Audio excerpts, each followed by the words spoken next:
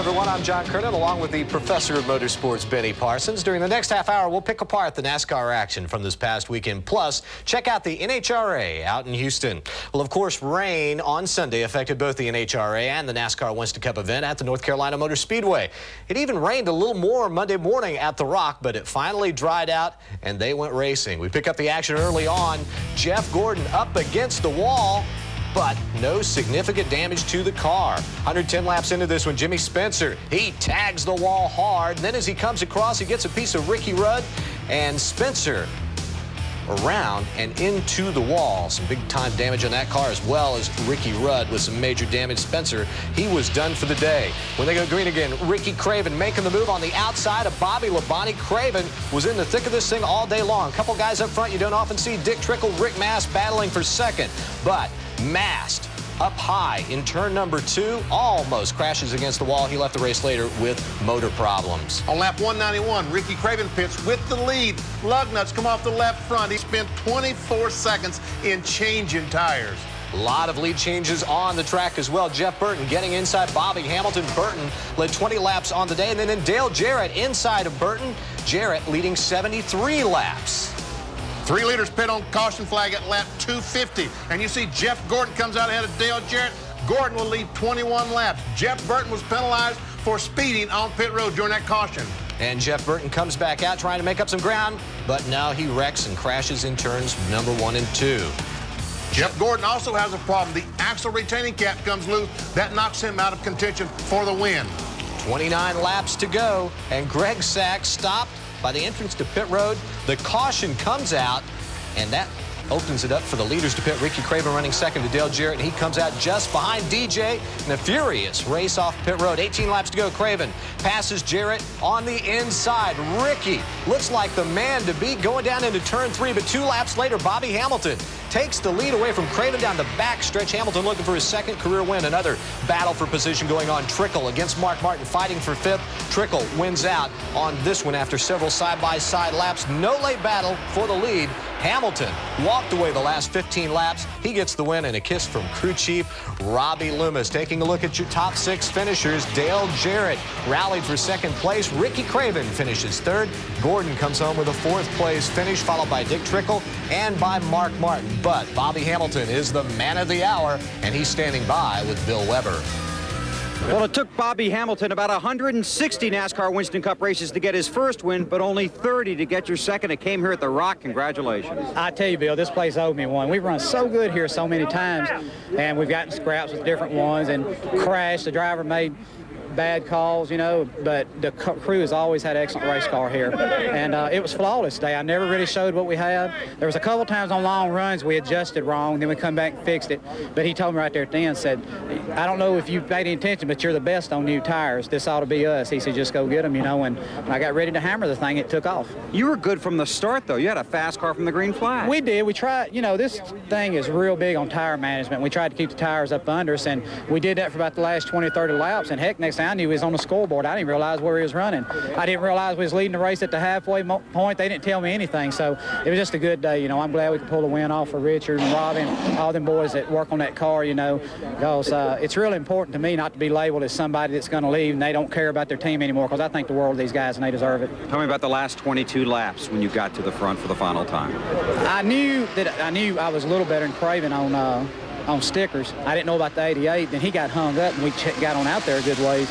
And then I had a little left all day running high in 3 and 4, and I never run low a lot. It was real quick down there. And then when we got out front, we just moved to the bottom part of the racetrack and started running real quick lap times. And I got out there far enough that when the tires started going away, then I could start conserving tires and take care of them, just be real smooth. And we just, the big part about it was just getting out there quick.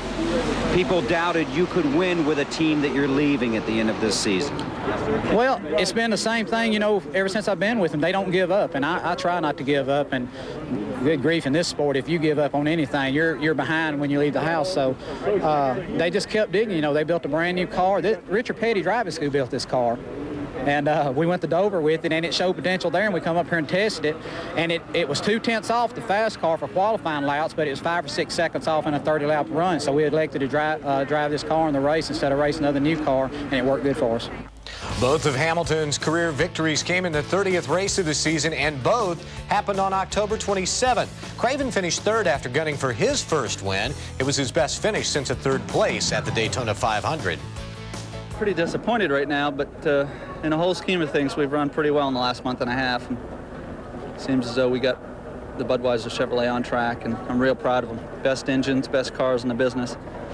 And today's an example, I guess, of what we're going to get. We're going to win. We've had our ups and downs, but it's ending kind of the way we finished it. We started with a third place at Daytona and then a fifth place here, and hopefully the next couple of races maybe we can sneak a win in. Our car was pretty good. We were a little bit on the tight side all day, and that hurt us on fresh tires, but it would really be good as we went on. The crew did a really good job. Just got beat at the end. 4 straight times we've finished second here, so we're not bad. We just can't get that victory lane. To get a 4th place here today is a great day for us. You know, we raced the guys that we need to race. We did exactly what we need to do in the championship. We need to do that 2 more times. Mark shook his fist a little bit, shook his finger at me. That's fun, you know. I mean, he don't realize I'm up hungrier than he is. You know, if he'd have just moved over and let me go, we were terrible loose after, and of course Mark would give me loose. And I mean, he drove a great race, and you know, I didn't hit him hard. I just, you know, just enough to make him move up in the second groove, you know. Well, we were off on our car a little bit, missed the setup a little bit, but you know, we were sitting there running 5th, got by Trickle on the last lap, and he ran into the back of me, caught back by me. Passed him clean. He got into me, so at least I didn't wreck, and we lost some points. We'll go to Phoenix and get them back. It turned out to be a 7th-place finish for Terry Labonte, while Dale Earnhardt finished 8th. Sterling Marlin's 9th-place finish marked his 6th top 10 of the season, while Bobby Labonte finished in the 11th spot after starting from the pole. You know, we're good all day, just missed 2 stops there, and that really got us down a lot, and didn't have any breaks in between to have a yellow or something like that to help us out. But we finished 11th, one lap down, first car and 1 lap down, so the guys did a great job in the pits and beat out some cars, and lucky to finish that. You know, we was just a little off today and had a lot of good cars out there today. Good to see Bobby Hamilton get a win. Good to see Dick Trickle run good. Ricky Craven. A lot of faces up there at the front that hadn't been up there a lot this year. But we just keep on chugging with this Goodwrench Chevrolet, and got 2 to go. Maybe we can get it in victory lane, but if not, feel like we got some momentum, hopefully headed toward 98. Robert Presley drove to a 13th-place finish. A good run for Chad Little. He winds up in the 16th spot. Then it's Lake Speed and Rusty Wallace. Looking further back, Jeff Bodine wound up in the 19th position. Kyle Petty ran in the front pack early on, but finished 22nd. Then it's Mike Skinner and Steve Grissom. We showed you the problems Jeff Burton had. He wound up finishing a disappointing 38th. And that really hurts when you consider he was 4th in points and still mathematically in the championship hunt. We gave up about 100 points today, but thank goodness we were like 240 on Earnhardt. No chance of catching that 88 car now, I don't guess. But anyway, we'll be happy if we can maintain a 4th place and go to New York. We got a great car going to Phoenix, and looking forward to it. Checking out more of the finishing order of the AC Delco 400, Jeff's brother Ward finished in the 26th position. Ernie Irvin finished 28th, 4 laps down, while Ken Schrader came home 30th. John Andretti, who finished in the top 5 at Talladega along with Irvin and Schrader, also had a not-so-good day. Kenny Wallace drove to a 37th place finish, and you saw the problems Rudd had. He wound up 40th, Mast 42nd, and Spencer 43rd. Here's how the points stack up in the top 5 with just 2 races remaining. Gordon now leads Martin by 125, while Jarrett closes in a little closer. He's 145 out of the lead. So, Benny, what about the points championship? Jeff Gordon just has to finish in 13th or better the remaining 2 races. He wins the title, his 2nd Winston Cup championship. Is that enough of a lead to relax a little bit? No.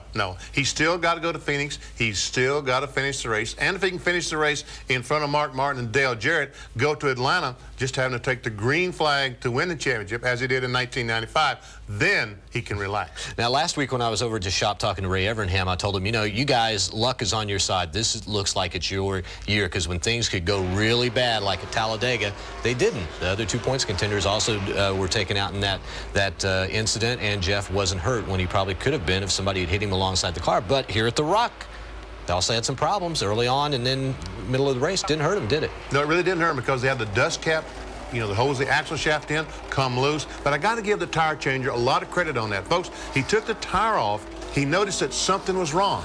But instead of panicking right there, he just calmly put the other tire back on, let the car go back on the racetrack. After all, they were under the caution flag. After the car goes back on the racetrack, he goes to Evernham and says, Ray, we have a problem we've got to fix. And Ray said, are you sure we got to give up all this track positioning? We got to fix this problem. They bring the car back in, they fix the problem. So a lot of that credit was not luck. It was a rear tire changer that knew his job and knew that something was wrong and calmly went about his job, didn't panic. So when you make your own luck in that way and everything seems to go your way and you're so calm about it, what does that do to you? Because I'm sure you've had those days where nothing could go wrong. What's that do for you? Well, just, you can't believe it. You just can't believe it. But you know, when you watch the entire Rainbow Warriors, Evernham, that whole crew, of course, Ray doesn't go across the wall, but when you watch that crew, they look like they're moving in slow motion. Folks, ever notice that? I mean, how can their stops be 17 seconds when they look like they're moving in slow motion? But every movement counts. And they know exactly what they're going to do, when they're going to do it, and what steps they're going to make. That is why the stops are so good. Thank you, Benny. Stick around. We'll be talking a little bit more later on about some other things. Still to come on RPM Tonight, the skies also cleared in Texas, and the NHRA got in the Matco Tools Super Nationals. And we'll head back to the Rock to get Bill Weber's take on today's action.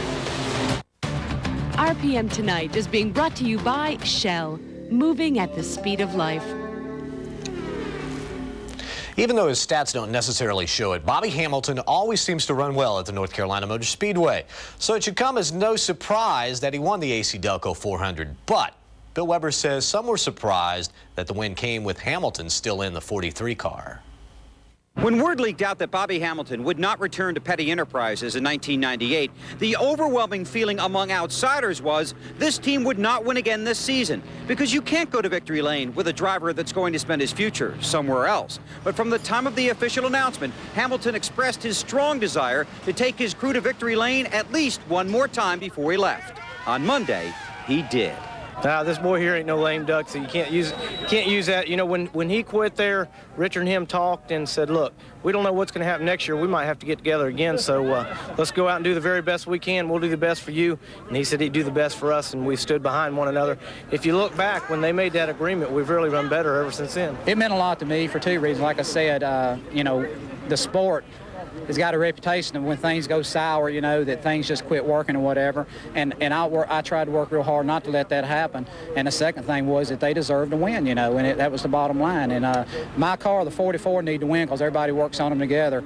And I want to win one for him, but I hope he goes to Phoenix and wins now.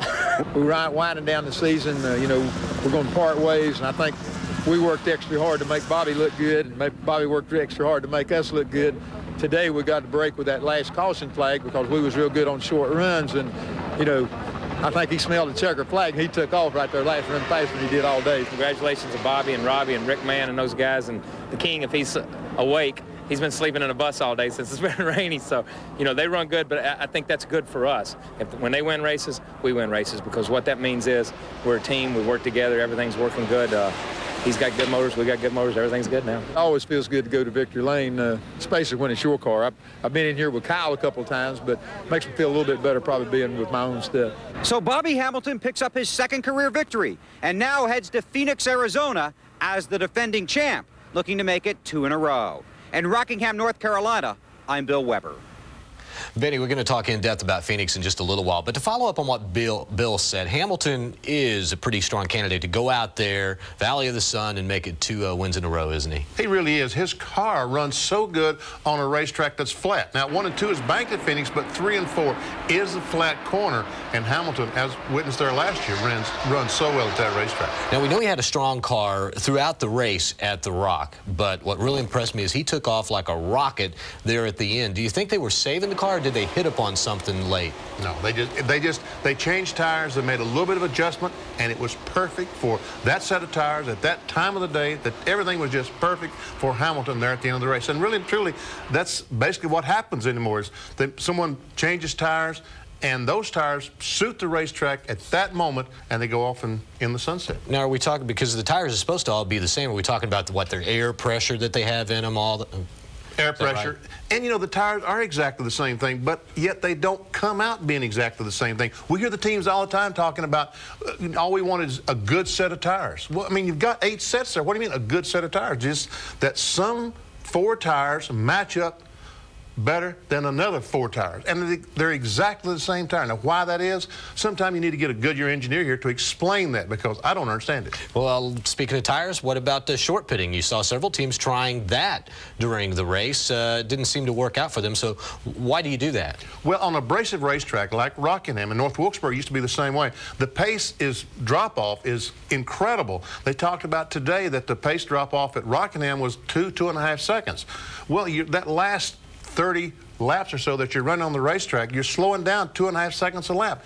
If you can stop early and get fresh tires, just that you're running 2.5 seconds faster than the leader. So you can make an extra stop throughout the day and probably make up a couple laps on the leader. But you have to get lucky. And what I'm talking about by getting lucky, you've got to, the caution flag can't come out. Because you make a pit stop, lose a couple of laps, before those guys pit, the caution flag comes out, you're a couple of laps down, and that's what happened today. Exactly. Now, Dale Jarrett has not won a Winston Cup race at the Rock. However, last 4 races, Benny, he has finished second. He led 73 laps today. 2 of the last 3 he's led the most laps. What is it about that place? It seems like that team can win just about anywhere else. Why can't they win at the Rock? They can win at the Rockingham. And the next time they go to Rockingham, maybe Dale Jarrett will get that perfect set of tires with 30 laps to go, and the adjustment will be exactly, the air pressure will be exactly right, and he will go on and win the race. I mean, he had a great race car today. He led, what, 73 laps, as we shown you just a moment ago?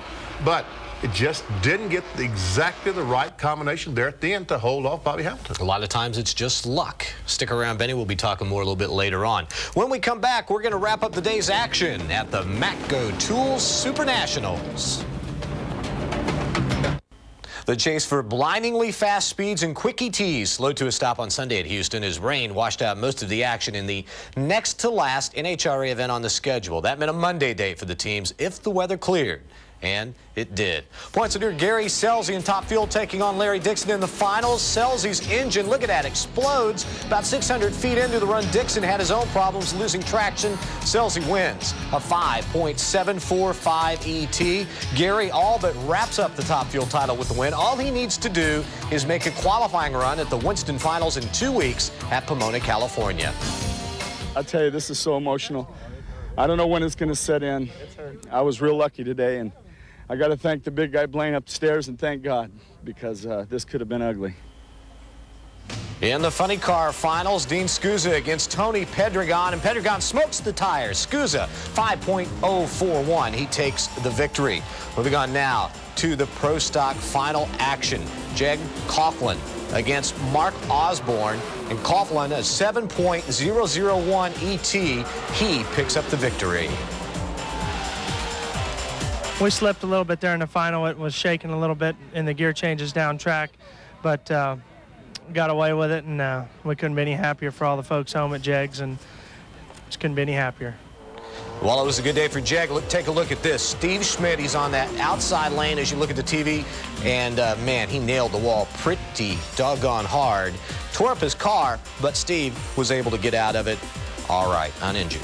The NASCAR Winston Cup Series heads to the Valley of the Sun this week. Benny previews Phoenix when we come back.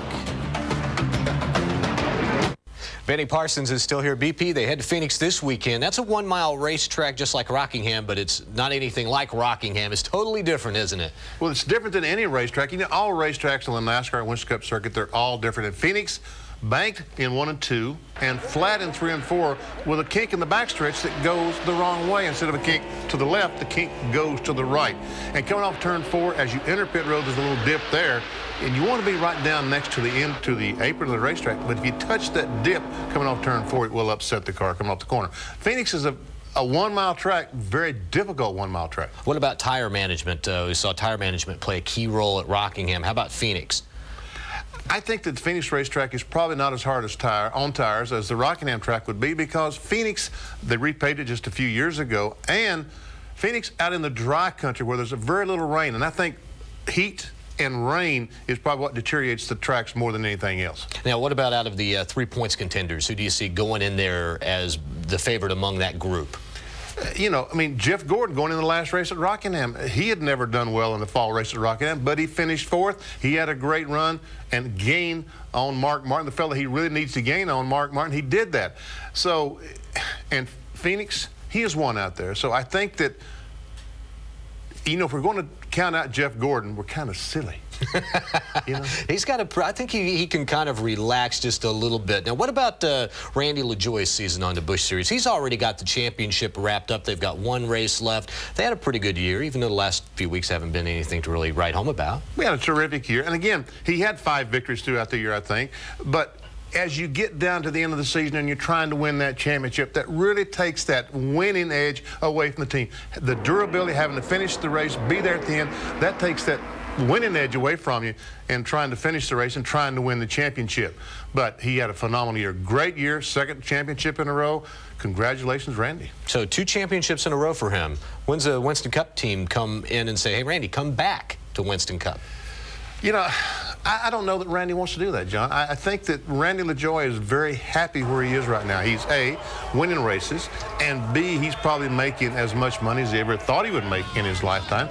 Sure, he's probably leaving a lot of money laying on the table that he could get to run in the NASCAR Winston Cup division, but, you know, it's not all about money. And it's good to see. It's good to see someone that it's not all about money. And he enjoys it and loves racing and loves to be competitive. Benny, thank you very much. We'll talk to you next week. All right, John.